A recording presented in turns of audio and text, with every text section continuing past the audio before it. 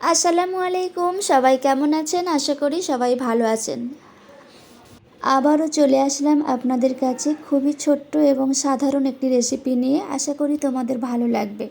কড়াই গরম হয়ে গেছে, এখানে আমি একটা তেজপাতা, এক টুকরো দারচিনি আর দুটো এলাচ দিলাম। এরপর আমি 3টে পেঁয়াজ বেটে রেখেছিলাম আর একটা পেঁয়াজ কুচিয়ে রেখেছিলাম। এটা দিয়ে আমি পেঁয়াজটা ভালো করে ভেজে নিচ্ছি।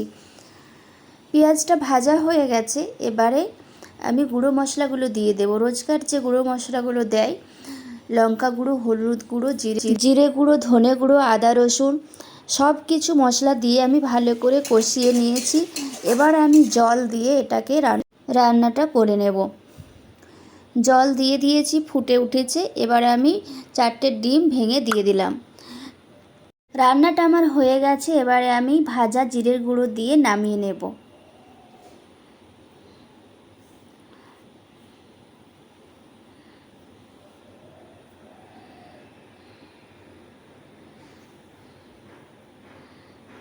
এটা হয়ে গেছে, এদিকে আমি আলুটা মেখে নিচ্ছি।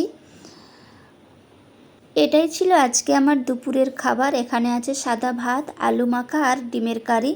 এটা দিয়ে আমি খেয়ে নেব।